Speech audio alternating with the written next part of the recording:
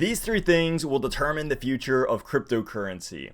At least that's what Brian Armstrong, the CEO of Coinbase, stated in the company's recent earnings call. So what I want to do here today is talk about what these three things are, how they can impact crypto, and the opportunity that is sitting in front of us because big companies like Coinbase are saying, hey, these are the three areas of opportunity. So as the halving cycle is coming closer and closer, these might be three areas that everyone wants to pay attention to. Now, obviously, we have a bunch of other news happening as well. Coinbase also just got approved to list crypto futures in the US. They're actually one of the first companies ever to be able to do this inside of the United States. But we're going to talk more about that in just a second. We also have Ledger partnering up with PayPal and a little bit of kind of rough news coming out of Binance, but it sounds a lot worse than it actually is. And I want to make some clarifications here before we finally dive into the charts and look at what's happening on Bitcoin. So, for everyone that is new to the channel, welcome. My name is Brendan and welcome back to the Crypto 101 channel. This is your one-stop shop for everything crypto related.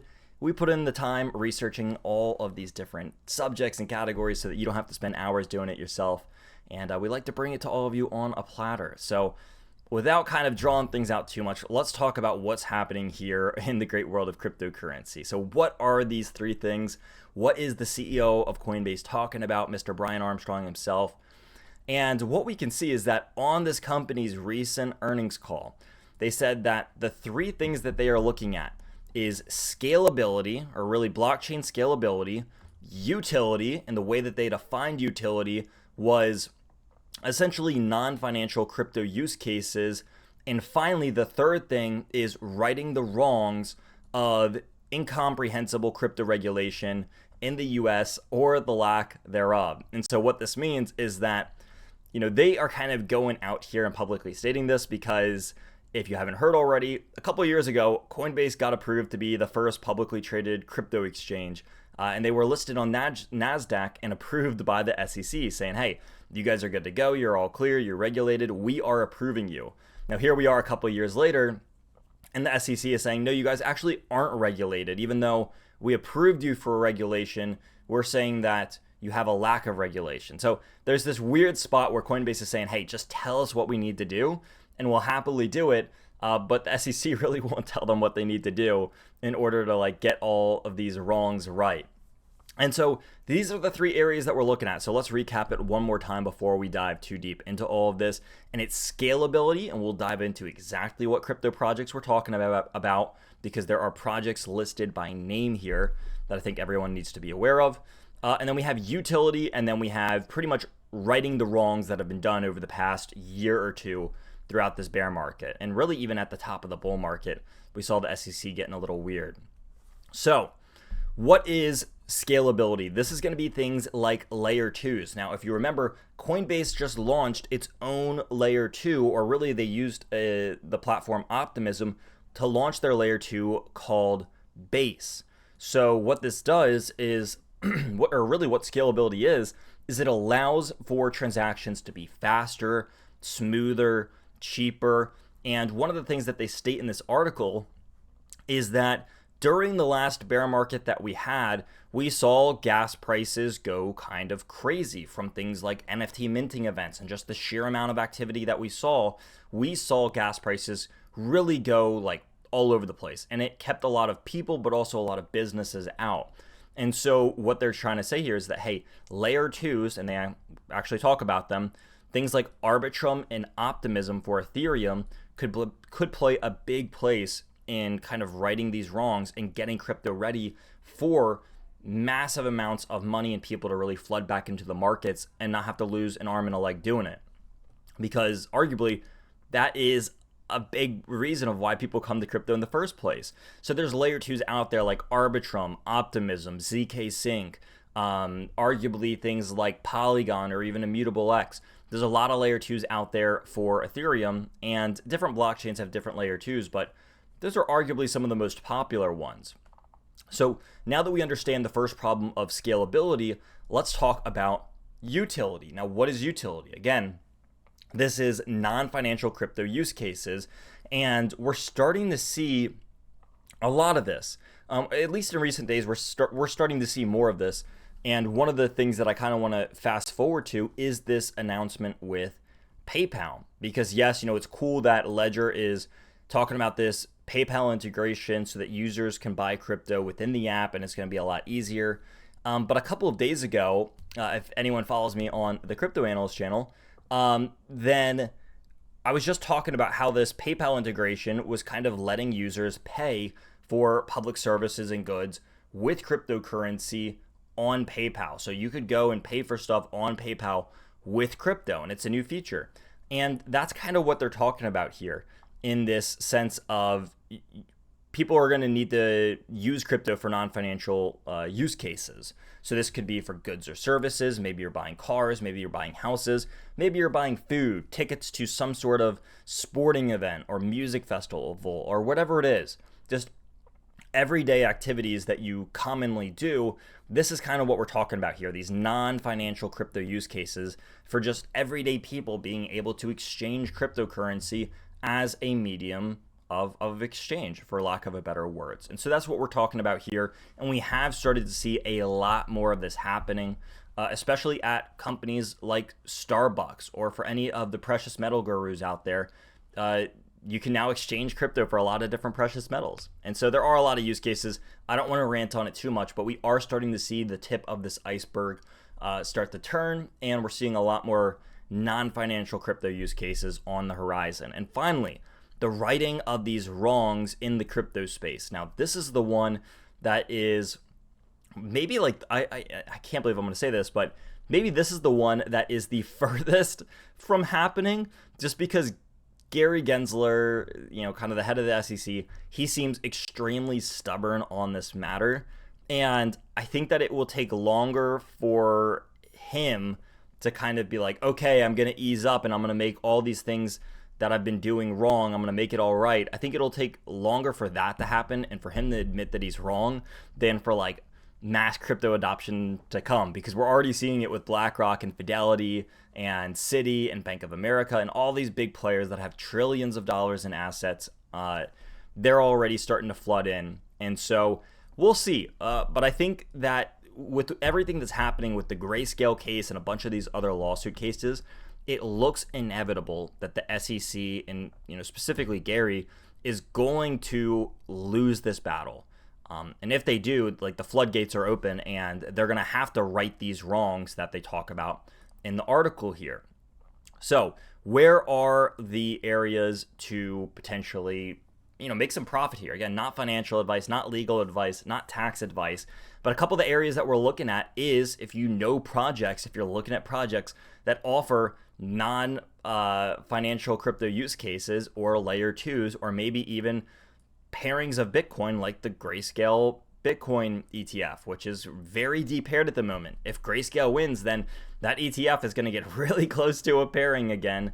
And things can accelerate quite fast after that happens, especially if Grayscale is the first one to get approved. So there's a lot of whats, there's lots of ifs, but I want to make sure that everything is out there. Now, let's move on. What about Coinbase talking about this big approval win for crypto futures? Well, this would make Coinbase the first platform to offer regulated, and I want to kind of highlight this as I'm going through it. This would make Coinbase the first crypto platform to offer regulated and leveraged crypto futures alongside traditional spot trading. Now, for anyone who's tried to do this before, and you're in the United States, this was a big gray area. This is where you had to get a VPN, you had to try to connect to a third-party site like Deribit or BitMEX or one of the various other ones that were out there, because you really couldn't trade leveraged crypto positions, especially not leveraged future positions in the United States. So with Coinbase getting approved here, this is a massive win for traders across the US, because now we're able to go in and we're able to take these leveraged crypto futures positions alongside our normal spot trading. So we have more options as traders now, and that is something that will bring more money into crypto because people have more opportunity, and just simply being able to get a hold of leverage is going to open up the floor to more people who tend to use or like to use leverage. So I see this as an ultimate win. And again, Coinbase is coming out big this morning with just bombshells of news, kind of really leading the space. And their stock was a reflection of that. We'll get into it in a second, but they gapped up this morning. They've kind of been retracing since because the whole market's going down, but they had a really good move up this morning. So with this PayPal integration between Ledger and PayPal, essentially this is just saying, hey, we want to make crypto accessible to more people. And so this partnership is going to let Ledger and PayPal kind of come together and make buying cryptocurrency and storing it significantly easier. So again, the big goal here is accessibility. That's the name of the game. PayPal and Ledger want the same thing, and they're working together to accomplish it. So is this the biggest news? Is it going to move the markets? No, but it is making crypto just that much more accessible to the everyday person who may have had a hard time buying it before. Maybe people don't possess the knowledge to go and create a Coinbase account and get KYC'd and all this stuff, but they understand how to use PayPal. And this is going to be a big win for those people. And finally, with Binance set to shut down their crypto payment service, basically stating that they want to refocus on their core products, this isn't massive news. If you see this and you're freaking out and you're like, oh my God, like what is happening to Binance? Don't worry. It's not anything wild. They came out with this service about a year ago. And for the everyday people like you and I, it doesn't affect us at all. Now, if you're one of the few companies that might have been interested in this, then yeah, it might throw a wrench in your schemes in the short term. It's not saying that it's a permanent go away. It's just saying, hey, right now we are focusing on our core values at Binance, and we'll come back to this a little bit later once everything's fixed up. For me, I think this is actually a good thing, because for those of you who have been kind of out of the news, Binance has been going through the ringer from just all over the world. Like, it started first in the US, kind of like pushing them out, but it led into a lot of other countries across the world really being hesitant of allowing Binance to do their full set of services. Anyway, they've been getting in trouble everywhere. They've kind of been in all sorts of regulatory waters. And this is them just saying, hey, we're going to take a step back, get everything fixed, and we'll come back with a bigger fighting force a little bit later on. So ultimately, I see it as a good move. And so as we are making our way into the final part of this video here today, I briefly just want to show the Bitcoin chart. We haven't done anything too crazy. In the past couple of weeks, we've been seeing this big old resistance around $31,500 up here. And other than that, Bitcoin has been consolidating below its 50 and 20-day moving averages, with the 20-day being this blue moving average and the 50-day being this pinkish reddish moving average here.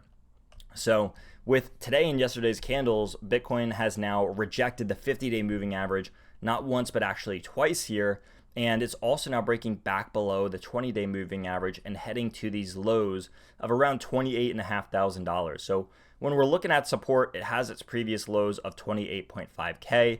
It also has a massive rising trend line. As I'm going to zoom out so my face isn't blocking too much of it. It has this massive rising trend line, which has 3 touch points on it. It also has the 200-day moving average, which has multiple touch points as well. And so as it approaches maybe like $27,000, $28,000, there's going to be a lot of support for Bitcoin. Maybe it does move down a couple percent, but the real areas that have been hit here lately, with Bitcoin and Ethereum dropping roughly 1% yesterday, was the altcoin markets.